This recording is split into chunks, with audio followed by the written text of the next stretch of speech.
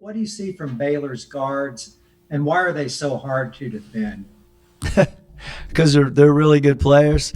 Obviously 45 Mitchell can shoot the ball. He can beat his man off the bounce. 12 Butler, great 3-point shooter, great all around player. Number 10 Flagler did a great job last night. Thought he played excellent all around game. 31 Teague. I mean, I can go all the way down the line. They're all great shooters. They can beat you off the bounce. They have great spacing. They defend as perimeter players. This is just a really, really difficult team to prepare for. All right, our next question comes from Bob Holt from the Arkansas Democrat-Gazette. Go ahead, Bob. Yeah, thanks. Hey, Eric, how you doing?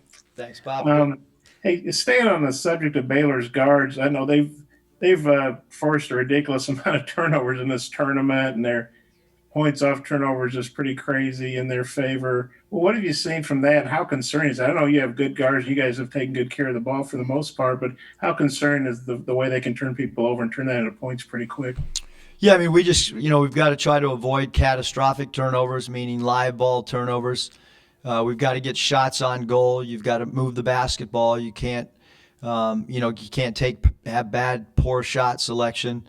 Because I thought Villanova did a really good job for, the first 28 minutes of the game, and then all of a sudden, Baylor turned up their defensive intensity and started causing turnovers, and so we're gonna have to, like I said, avoid any catastrophic turnovers and try to get shots on goal and take care of the basketball and you put that thing on the deck and they'll swarm to you. They'll leave the strong side corner.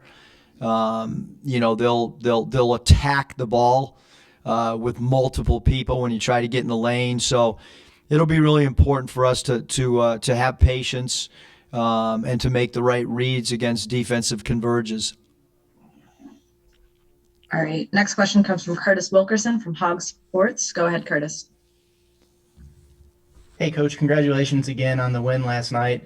To feed off of some of what you've been talking about, Baylor being difficult to prepare for, how do you come off of an emotional win like you did last night that's so physically and mentally draining and turn the page and prepare on short order for a game like this? I mean, it's a great question, Curtis. I mean, that's just kind of the nature of the tournament. We're not going to have the time to prepare like we had, an ABC and actually went to our D coverage last night against Oral Roberts. We're not going to have that opportunity from a preparation standpoint. We did start our preparation last night when we got back to the hotel, and we were able to eat our team meal together and start having some conversations. And, we've already had a video session at breakfast. There's another one going on right now that I'm not part of, and Devo won't be part of. And Devo and I'll sit down individually and go through what the team's going through right now. And then we get back to the hotel. We'll do another. And our film sessions are really short. They're like 5 to 7 minutes to try to keep our players' attention. And here at Lucas Oil today, we'll be able to walk through some stuff. But obviously, with the minutes that guys played, we're not going to be able to defend their actions live, which really changes our preparation, because sometimes when you go live, you can tinker a little bit, tweak some things, and playing tomorrow, we're not gonna defend the stuff live, which hardly ever happens to us, not defending situations live. So unique way to prepare, but both teams and all the teams that are in the Elite Eight and trying to make a Final Four, everybody's on the same even playing field as far as preparation time. The next question is from Scotty Bordelon. Go ahead, Scotty. Hey, Coach, you mentioned last night that Desi gave you a lift on the glass, and he kind of quietly had 4 assists too. Could you maybe expound on his play, his effort, and the attitude that he's had during this run you're on? Yeah, I mean, Desi gave us a great lift last night. JD, we felt like he was struggling and pressing too much. And so, the next man up was Desi, and Desi came in and he played a really solid, team game. He got to the basket, missed a layup, but by him drawing an extra defender off his dribble penetration, it allowed Justin Smith to get an easy putback. So his pressure on the rim off the dribble drive, I thought, helped us, which correlates with his assists. We ran a couple plays for him offensively in an isolation situation.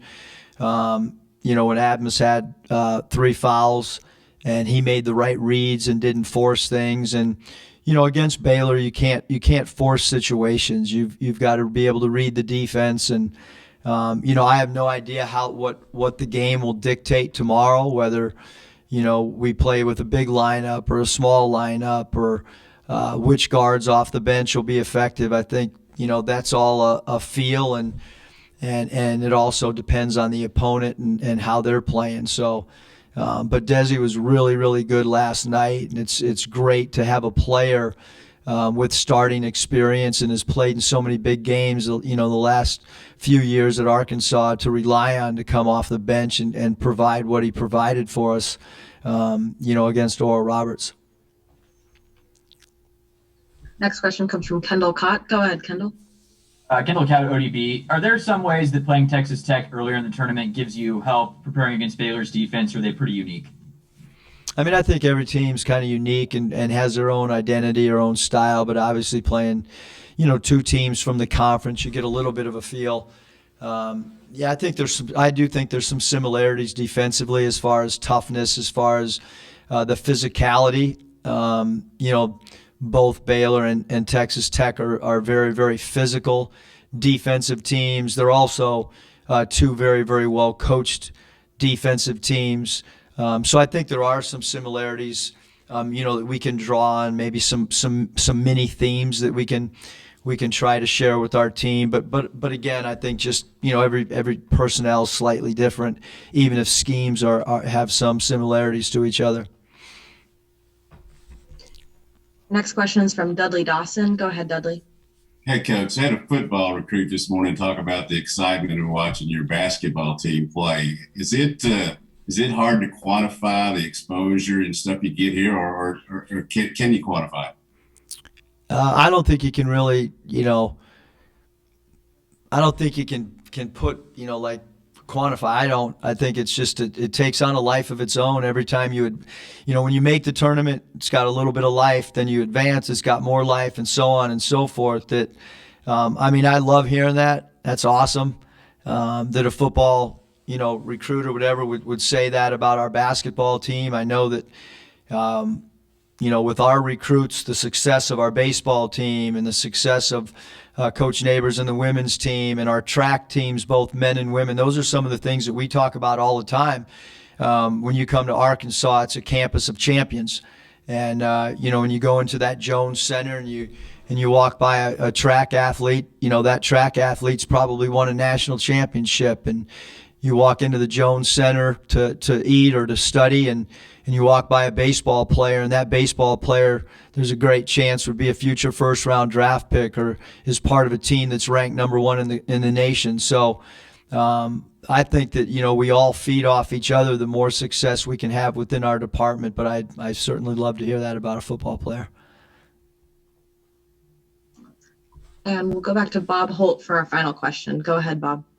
Eric, I know Baylor didn't shoot threes very well yesterday, but they're hitting at about 40% rate for the season. What do you think about their 3-point shooting and the challenge that presents to you? Yeah, I mean, when you watch them yesterday and you look at the numbers and you see what great 3-point percentages they have, and then you watch them beat people off the bounce and attack the rim off the dribble. I mean, that's why this team's 25-2 and one of the best teams in the country, and a team that can win a national championship and has great talent and is really well coached and has incredible guard play, and their bigs really understand their roles. It looks like they have incredible chemistry, and their roles are clearly defined by the coaching staff. So they present a lot of challenges for sure. Obviously, we've got to, we can't give up threes. It's an area that some games we've been great at when we played Alabama at Bud Walton, and then other games that we've stunk at defending the three, like we did against Alabama in Tuscaloosa. So somewhere we gotta guard the three, and you got to guard them off the bounce.